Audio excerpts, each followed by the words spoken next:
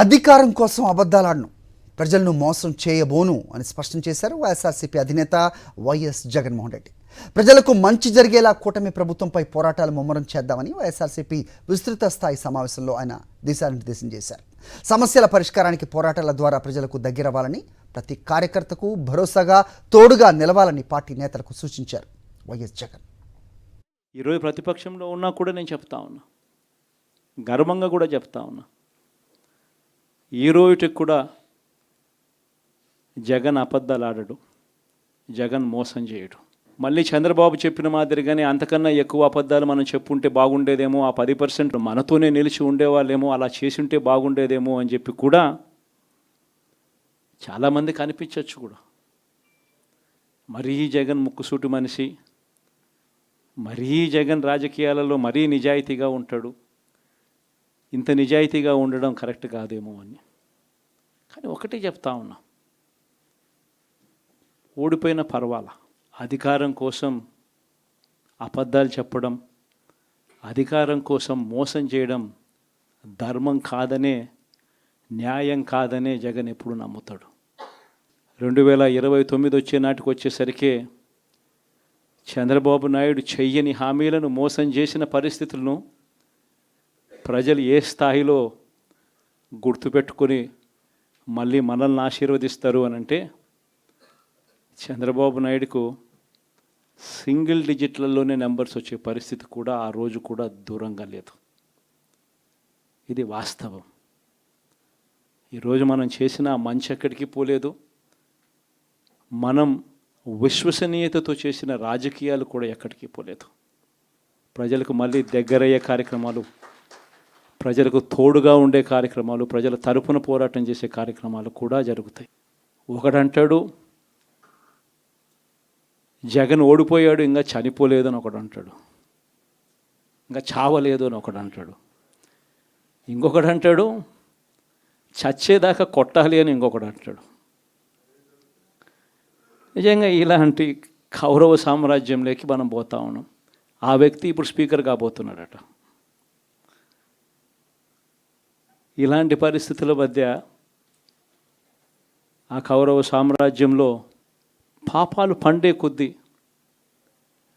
ప్రజలతో కలిసి ప్రజల మధ్య నిలబడి పోరాటం చేసే కార్యక్రమాలు అయితే రాబోయే రోజుల్లో ముమ్మరంగా స్పీడ్ అందుకుంటాయి. కేవలం వాళ్ళ పార్టీకి ఓటు వేయలేదు అన్న ఒకే ఒక్క కారణంతో ఏకంగా మనుషులను కొడతా ఉన్నారంటే, ఆస్తులను ధ్వంసం చేస్తూ ఉన్నారు అని అంటే, ఓటు వేయని వారిని అవమానిస్తూ ఉన్నారు అని అంటే, నిజంగా ప్రతి గ్రామంలోనూ ఇంత అన్యాయంగా వ్యవహరిస్తున్నారు అని అంటే,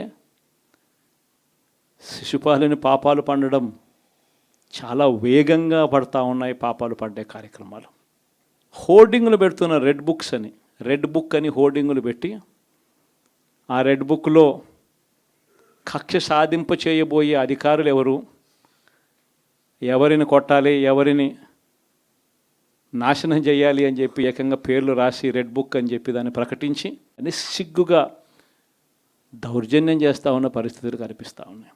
అమ్మఒడి బటనింగా రాలా, రైతు భరోసా బటనింగా రాలా, విద్యా దీవెన పెండింగ్, వసతి దీవెన పెండింగ్.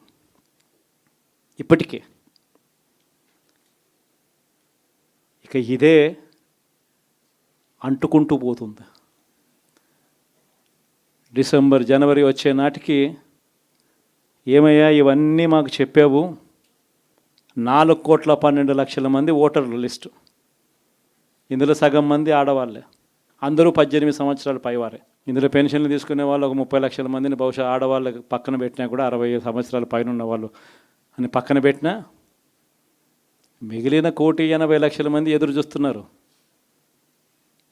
అప్పుడే చంద్రబాబు వచ్చేసాడు, చాలా రోజులు అయిపోయింది, ఇంతవరకు మాకు రావాల్సిన 1,500 నెల నెల ఇస్తానన్న 1,500 ఇంకా రాలేదేమో అని చెప్పి కార్యకర్తల మీద దాడులు జరుగుతూ ఉన్నాయి, పార్టీ సానుభూతి పరుల మీద దాడులు జరుగుతూ ఉన్నాయి, పార్టీకి ఓటు వేయలేదు అని ఓటు వేసిన వారిని మీద దాడులు జరుగుతూ ఉన్నాయి. కొన్ని చోట్ల అవమానాలు, ఆస్తుల నష్టాలు, దాడులు, దెబ్బలు తగలడము, ప్రాణాలు కోల్పోవడం కూడా కొన్ని చోట్ల చేశాం. వీళ్ళందరికీ కూడా నేను మీ అందరికీ కూడా నేను చెప్పేది ఒకటి, వీళ్ళందరికీ భరోసా ఇవ్వాలి. ఎక్కడ మీ నియోజకవర్గంలో ఎక్కడ ఏమి జరిగినా కూడా పోండి, మీ తరపు నుంచి సహాయం చేసే కార్యక్రమం చేయండి. పార్టీ తరపు నుంచి కూడా సహాయం అందిస్తుంది, అది కూడా తీసుకొని పోయి కూడా ఇవ్వండి. ప్రతి కార్యకర్తకు తోడుగా ఉందాం, భరోసా ఇద్దాం.